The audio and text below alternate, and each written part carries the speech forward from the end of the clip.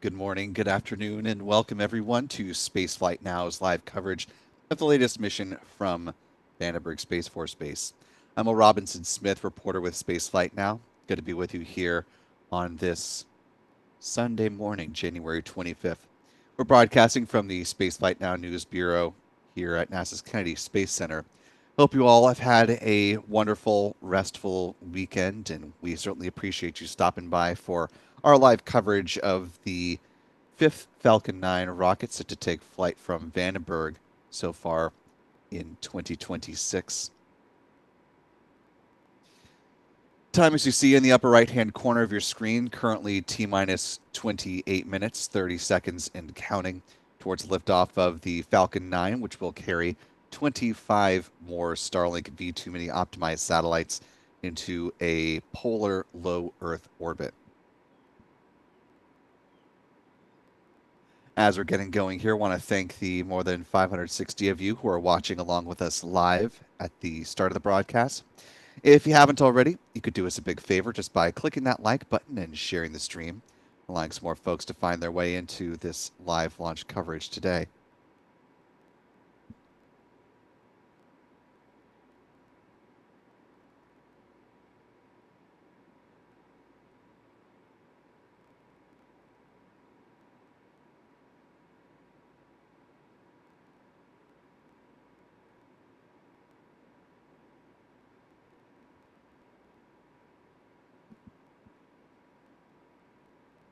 In our coverage today, we are joined by one of our channel members, Cumulus Granatus, who is able to help answer folks' questions throughout the broadcast in the live chat. We also ask that you follow and respect our live chat rules. We ask that you post your message in English so that we can respond as appropriate. Also, that you hold off from delving into topics of overt politics or religion and don't use all caps when you post your message. Emojis are perfectly fine. We just ask that you don't create a huge block of them so it takes up a large percentage of the chat.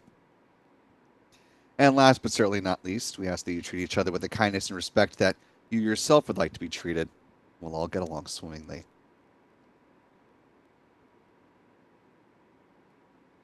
Speaking of our channel member community here on YouTube, I want to thank folks for their enduring support that helped make this and every other live launch opportunity possible.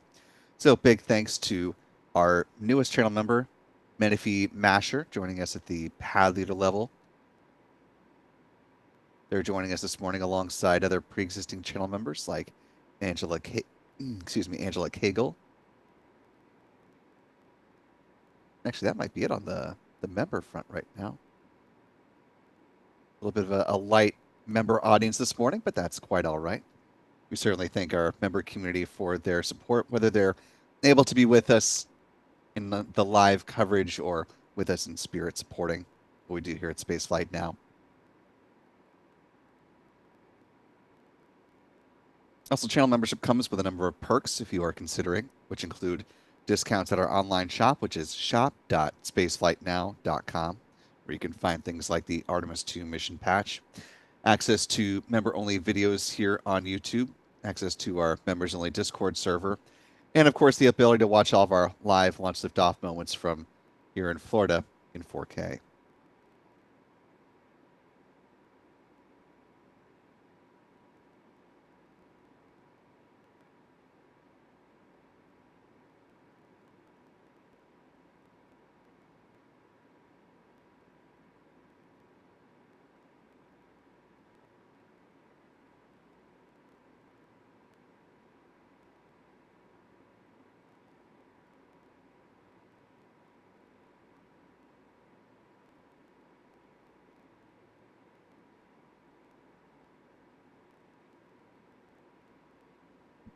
Our photographers have the morning off, given that this is a West Coast venture, but they are busy preparing for tomorrow's live coverage, the launch of a GPS satellite, as things are currently planned.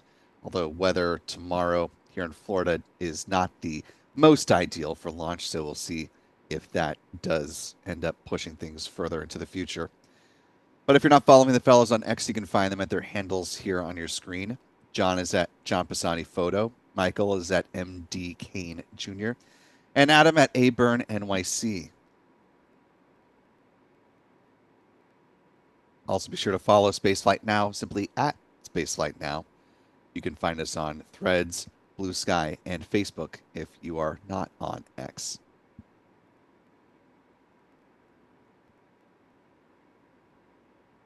Weather over Vandenberg today, some high clouds, but otherwise should be pretty nice at the pad. We're hearing no fog today as SpaceX is cruising towards a liftoff at 9:30 a.m. Pacific, 12:30 p.m. Eastern, 17:30 UTC for our friends joining around the world.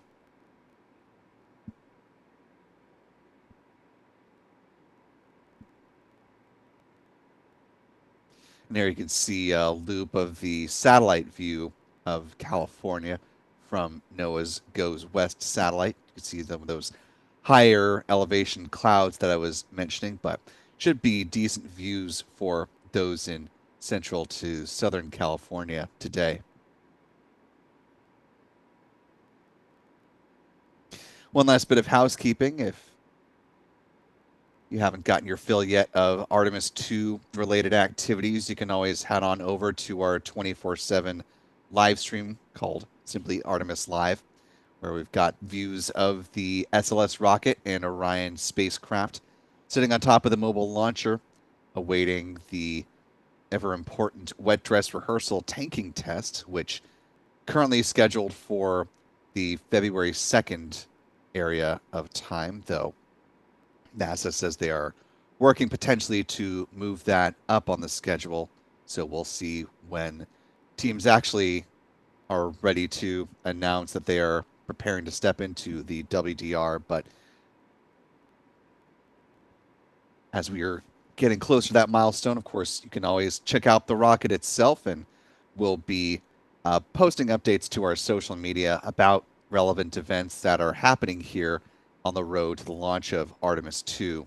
The crew themselves have entered into their pre-launch quarantine at the Johnson Space Center and are set to arrive here in Florida roughly 6 days before launch. So when the crew gets in town, things are potentially getting ready to heat up. Of course, as we recall with the Artemis 1 launch, they had a couple of different launch campaigns at the pad, which were scrubbed for multiple reasons. So if they get into the posture of launch, don't be too terribly surprised if they need more than one bite at the apple, as this is just the second flight of an SLS rocket and the first time that Orion is carrying crew on board. So lots to make sure that it is ready to go before they are ready to fly. Speaking of ready to fly, 21 minutes on the clock before the flight of SpaceX's Falcon 9 rocket from Vandenberg Space Force Base. The rocket that's launching today has the tail number of B1097, has just 6 flights, or this will be its 6th flight, I should say, 5 flights to its name at the moment.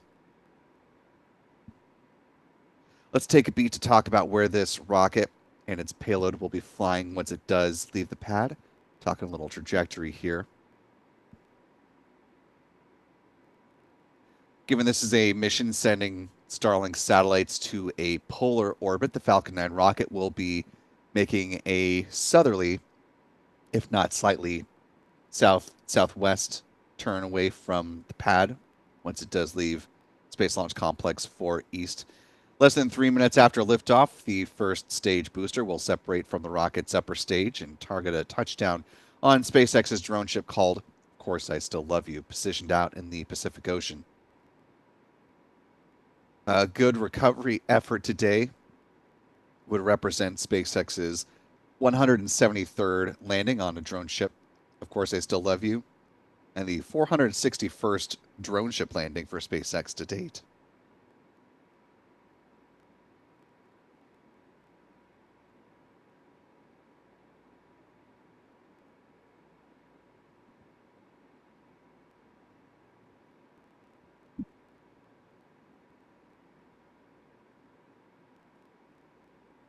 Of course, SpaceX also wants to recover the fairing halves on this mission.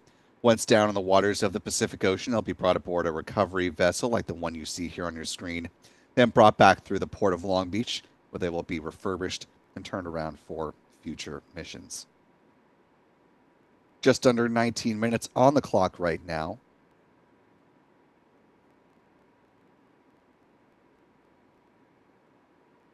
Let's go ahead and briefly step through the milestones that SpaceX has completed on the path to launching its Falcon 9 rocket and what still lies ahead.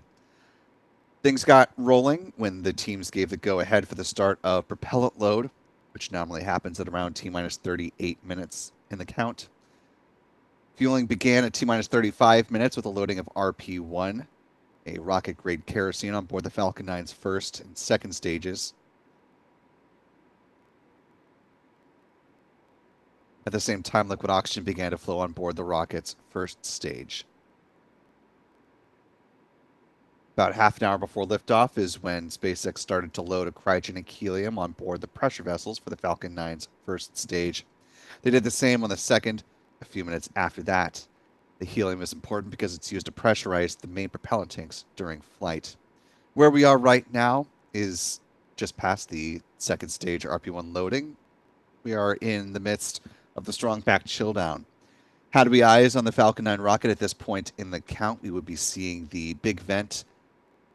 SpaceX chills those lines in preparation for loading liquid oxygen, which starts in about a minute and a half at T-minus 16 minutes.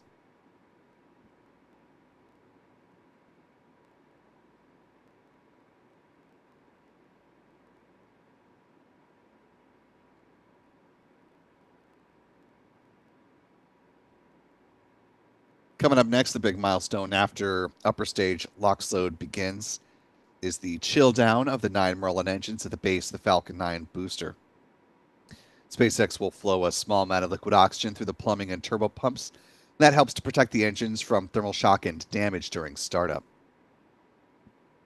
About 6 minutes before flight, the first stage kerosene tank is full. At T-minus 4.5 minutes, we'll see the retraction of the strong back. First, the clamp arms beneath the payload fairings will open up, and then the transporter erector, otherwise referred to as the strong back,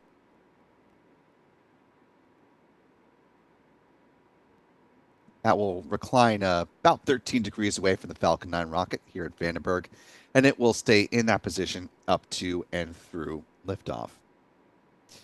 One thing to watch for as SpaceX begins to develop its other Vandenberg launch site for Falcon 9 and eventually Falcon Heavy launches will be how the flow of launch operations works there.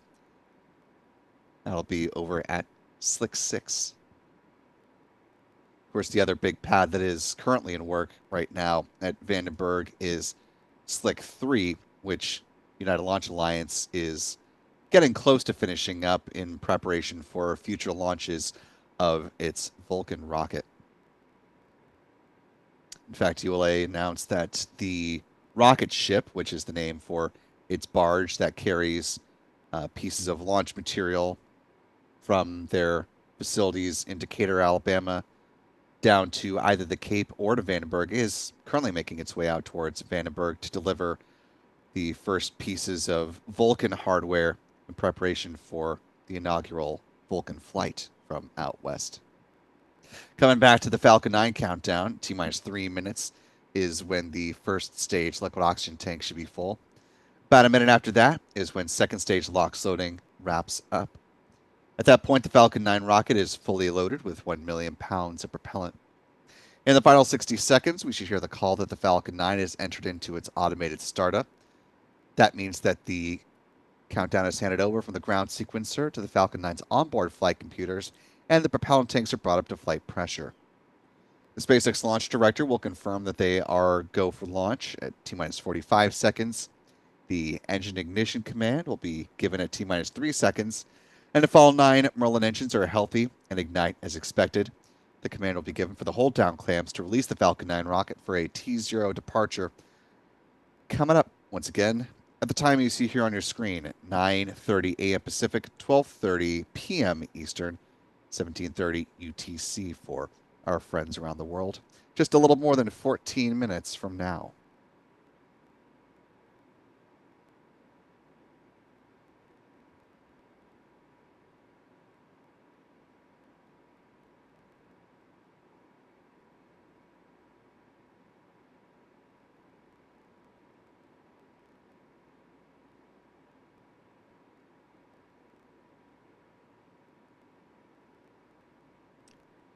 Taking a look at our live chat here, want to thank the more than 1,600 of you who are watching along with us live with about 13 and a half minutes on the clock still. If you haven't already, you could do us a big favor just by clicking that like button and sharing the stream to help bring this coverage to more folks as we get closer and closer to liftoff. Also want to welcome in new channel member, Old 177 Pilot, joining us with membership at the Path Leader level. Welcome aboard. We're glad to have you with us.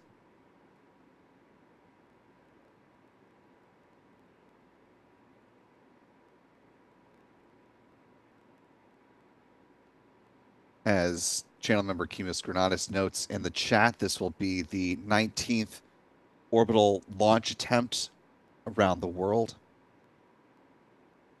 Of course, this flight comes on the heels of the successful launch of an Electron rocket by Rocket Lab down in New Zealand. That was their 80th Electron, as a matter of fact, launching the mission dubbed The Cosmos Will See You Now on behalf of the UK-based company Open Cosmos. For those who were not here when I mentioned it earlier, the next flight here in Florida is scheduled to be the GPS-3 space vehicle number 9, catching a ride on a Falcon 9 rocket on behalf of the U.S. Space Force.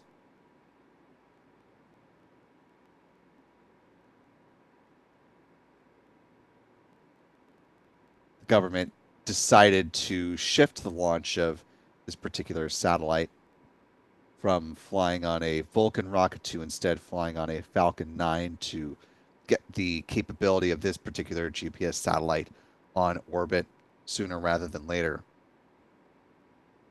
Like some of the later versions of the GPS-3 constellation, it includes software on board referred to as M code, which helps protect it a little bit more from jamming and other interference from adversaries of the United States and its allies.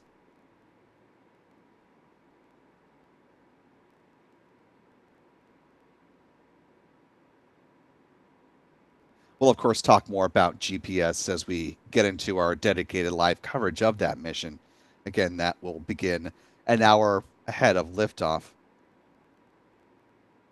Right now, that rocket is set to fly tomorrow night. But again, weather not looking the best from here in Florida for a launch tomorrow. So we'll see if that does end up slipping to Tuesday. But as things currently stand, there's a 15-minute launch window that opens up at 11:46 p.m. Eastern, 04:46 UTC.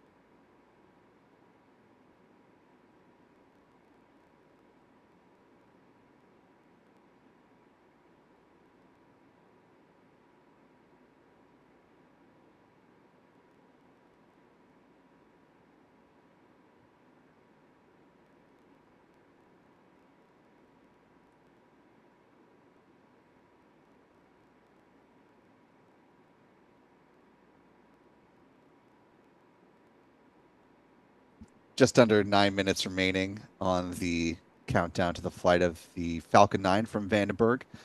Coming up in less than 2 minutes will be the chill down of the 9 Merlin engines at the base of the booster.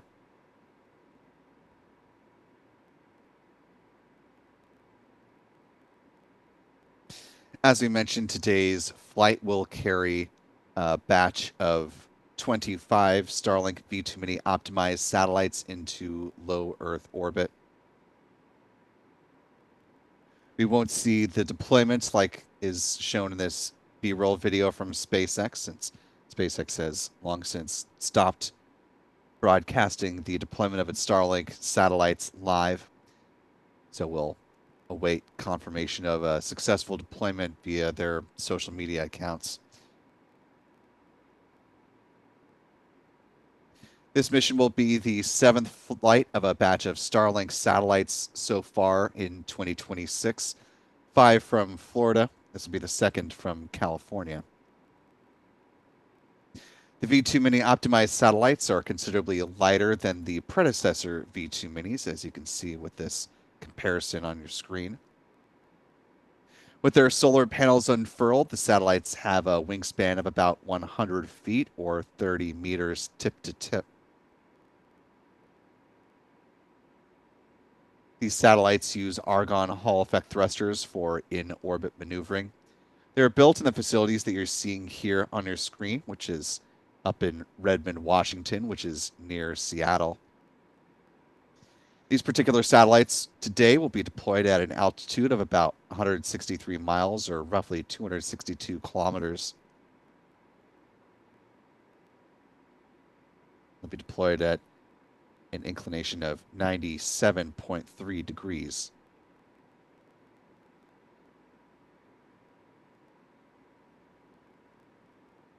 There are those aforementioned Hall effect thrusters.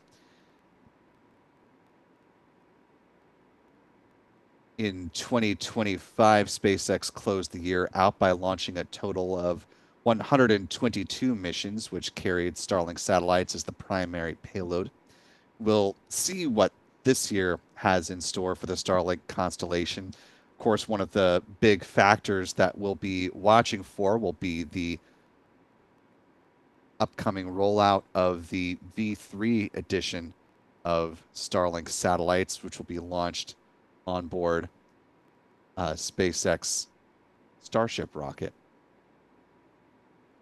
Here's a quick little size comparison as we pass by the 6-minute mark when RP1 loading on the rocket's first stage should be concluding. SpaceX says they can launch a batch of 60 Starlink V3s on a Starship mission, with deployment happening about once per minute. So it'll take around the order of an hour for full deployment of a batch of Starlink V3s from a Starship version 3 rocket. When will this start happening this year? A little hard to say, since we are still awaiting the timing of the first flight of a V3 rocket, which SpaceX's Bill Gerstenmaier, formerly from NASA, says that the first flight of a version 3 or Block 3 Starship rocket will most likely be a suborbital flight. And depending on the level of success that they see with that vehicle, then they might attempt an orbital launch on their next outing. Tanks are pressing for strong back retract. Speaking of next outings, we are now less than 5 minutes away from the launch of SpaceX's next Falcon 9 rocket, which you can see right here on your screen. No classic Vandenberg fog to speak of, which is always delightful. Some of those higher clouds that I was mentioning, but hopefully folks are able to catch at least a glimpse of the Falcon 9 as it makes its ascent from Space Launch Complex 4 East. Strong back lower has started. With that call, first we will see the clamp arms just beneath those payload fairings open up, and then the large truss structure, the strong back, will recline 13 degrees away from the Falcon 9 rocket.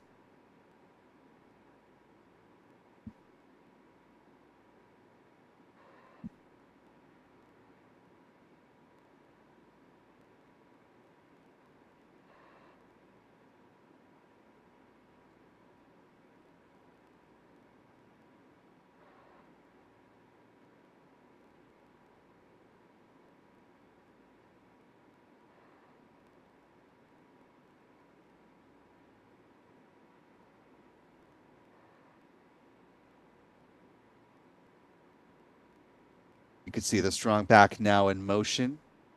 It'll finish its reclining, and once it does this roughly 13-degree lean back away from the rocket, it'll stay in that position up to and through liftoff.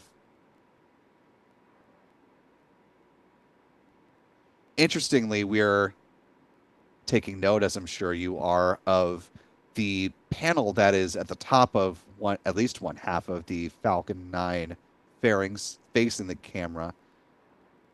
You could see what appears to be a number 4 upside down from our vantage point right here. Possibly those Stage 1 lock fluid complete.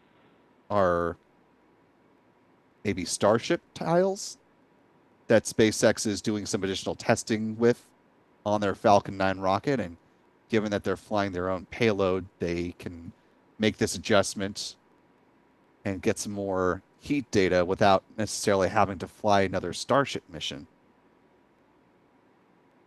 We'll, of course, wait official confirmation from SpaceX if this is in fact the case, but it could be an interesting research move by the company. We do start to see this more and more.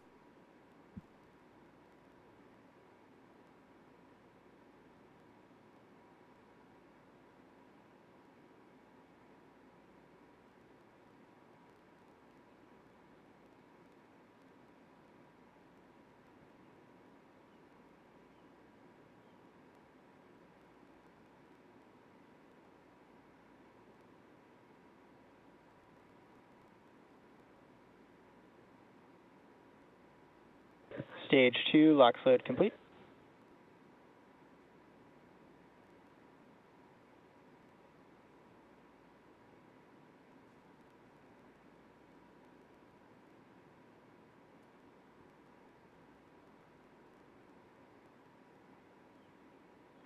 Ground gas closeout.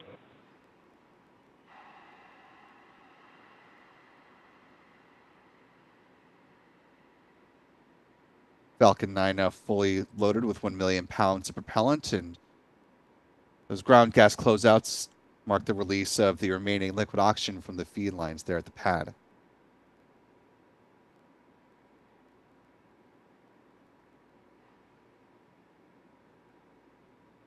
Falcon 9 is in startup. With that call, we're just awaiting the SpaceX launch director to confirm that they are in fact go for launch. LD is go for launch. And with that call, we're going to go ahead and step back on our commentary, watch along with you, and we'll be back on the other side of liftoff. T minus 3 seconds.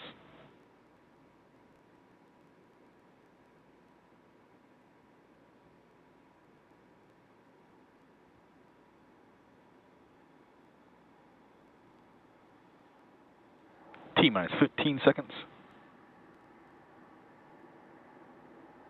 T minus 10, 9, 8, 7, 6, 5, 4, 3, 2, 1. Ignition. And liftoff of Falcon 9. Go SpaceX, go Starlink.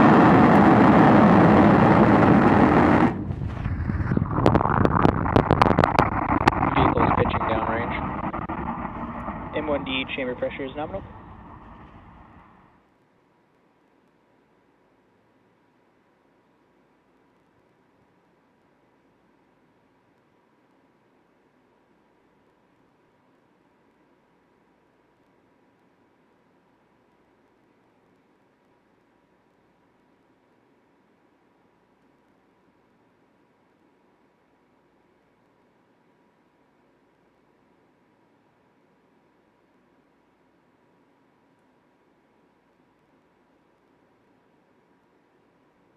Power and telemetry nominal. Falcon 9 is supersonic.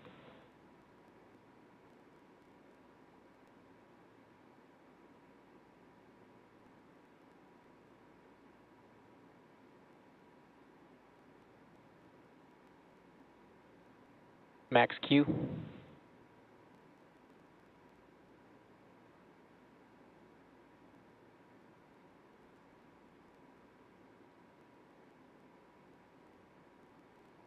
Falcon 9 passing through max Q, the point of greatest aerodynamic pressure on the vehicle.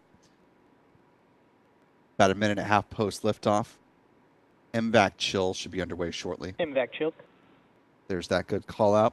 SpaceX is thermally conditioning the upper stage engine prior to the start of its first burn.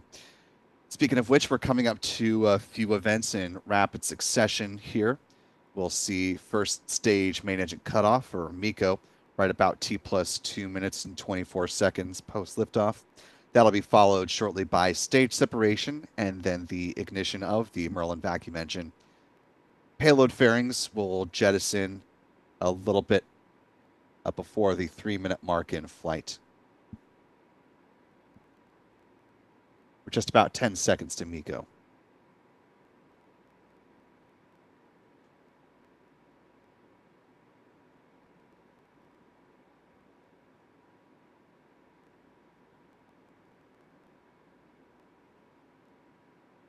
Main engine cutoff.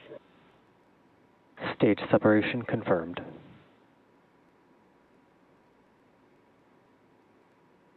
MVAC startup.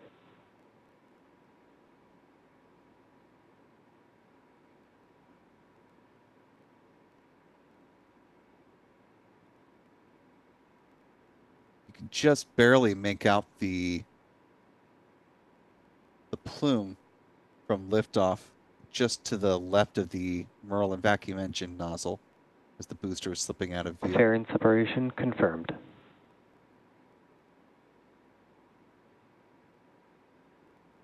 There goes one half the payload fairings. Both fairing halves will be recovered a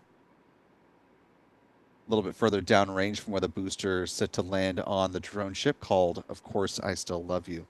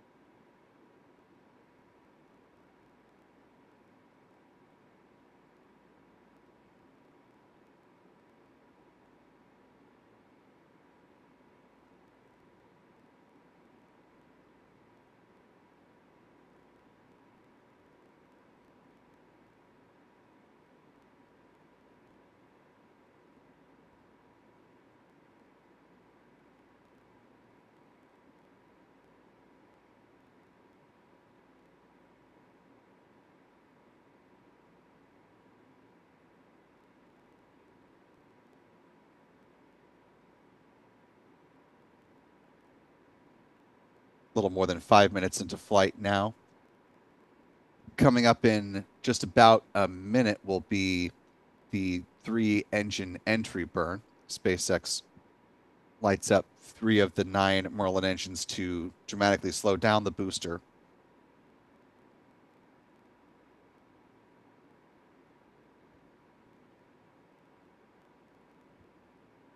So far appears to have been a nominal mission.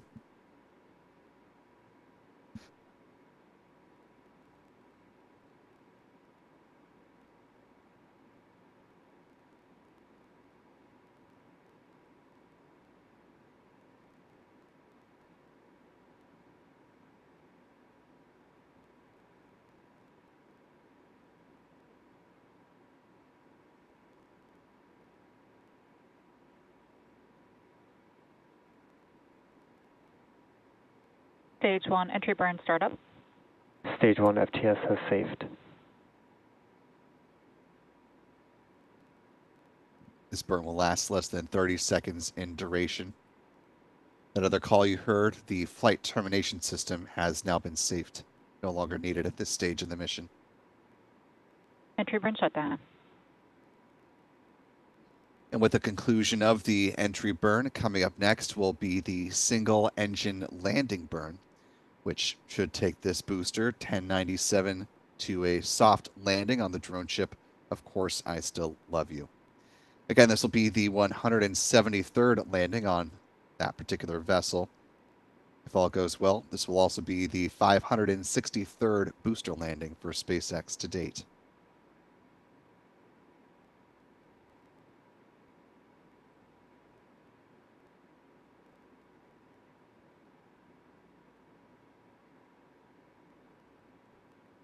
Landing burn startup will be in less than 1 minute.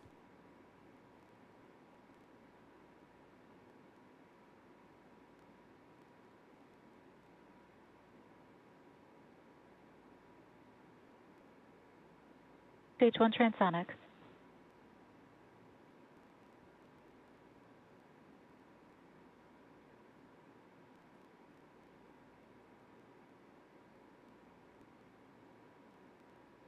Stage 2 FTS has safed.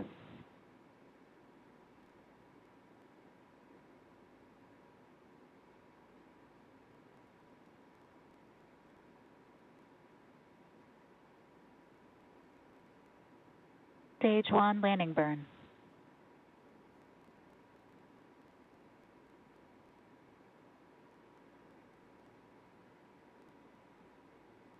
Stage 2 is in terminal guidance.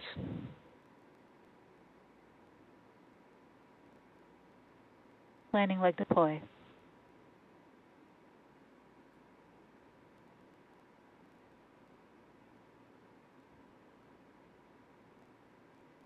Stage 1 landing confirmed.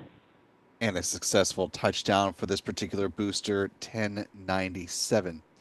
This launch today marks the fastest turnaround for this particular booster at just 14 days, knocking 3 days off of its prior turnaround time of 17 days. Still not the fastest turnaround, though, between Vandenberg shutdown. Falcon 9 first stage boosters. That distinction belongs And we to have a nominal orbit insertion. B1088, which so far still holds that record at a 9-day turnaround. The nominal orbit insertion that you just heard and a beautiful view of Earth below, the upper stage will continue to coast until T plus 53 minutes, 11 seconds. There will be a 1 second burn on that upper stage engine to circularize its orbit. And the Starlink satellites will be deployed at T plus 1 hour, 2 minutes, and 3 seconds post liftoff.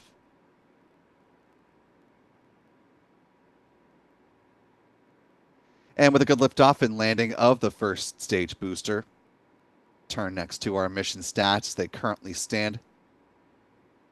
As a reminder, SpaceX will confirm a good separation of the Starlink satellites into their correct orbit after the fact.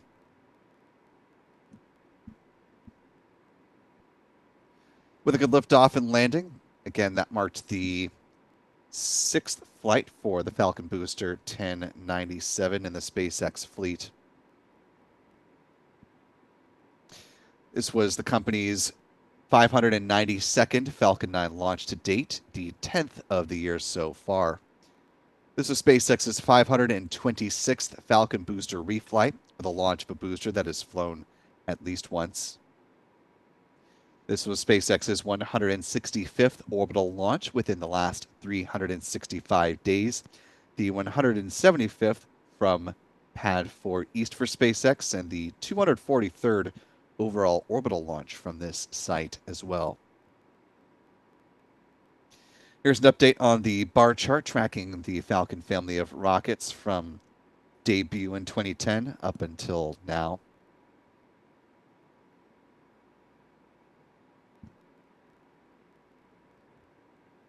Moving to some recovery stats. This was the 173rd good landing on the drone ship. Of course, I still love you. The 461st drone ship landing, the 563rd booster landing for SpaceX, and the 564th overall booster landing as well. Finally, with some industry stats, this was the 5th orbital launch from California, the 10th from U.S. soil, the 11th from a U.S. rocket company, including the recent launch of an Electron rocket from down in New Zealand, and this was the 19th orbital launch around the world. There have been 3 orbital failures so far this year. Here is where the pie chart currently stands.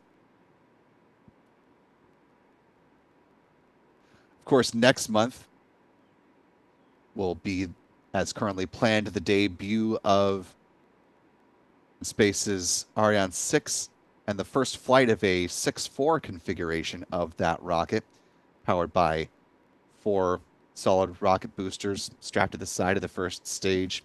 It's set to carry the batch of Amazon LEO satellites into low Earth orbit and will mark the first out of 18 launches with an Ariane 6 rocket that Amazon procured to get its low Earth orbit satellites into space.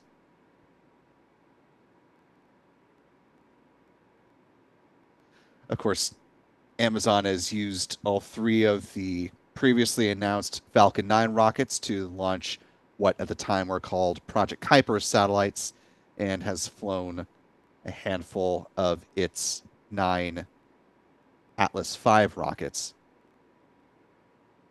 Still hasn't used a Blue Origin New Glenn rocket just yet, but we do know from the company that Blue Origin's next flight, which is currently targeting the end of February, will be the launch of an AST Space Mobile satellite.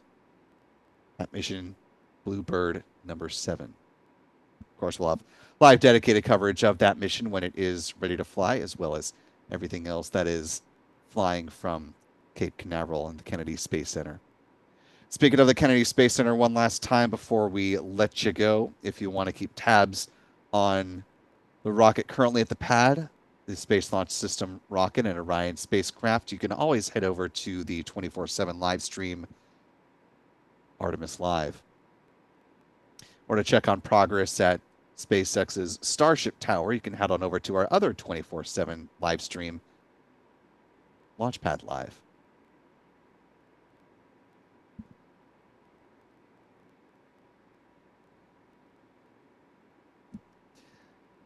Wrapping things up here on our broadcast today, though, want to thank moderator Astro Joe, who was able to join us. Really appreciate that, Joe.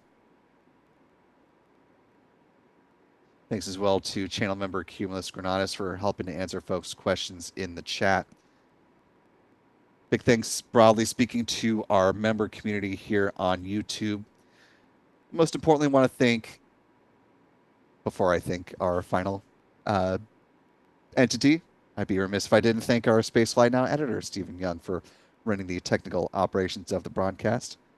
Apparently, my mouth is running faster than my brain this morning, so let me not overshoot that important thank you. And last but certainly not least, thanks to you at home or wherever you've been watching from for joining us for our coverage today. For all of us here at Spaceflight Now, I'm Will Robinson Smith. Remember, be good to yourselves, be good to others, and we will see you next time, folks. Until then, bye-bye.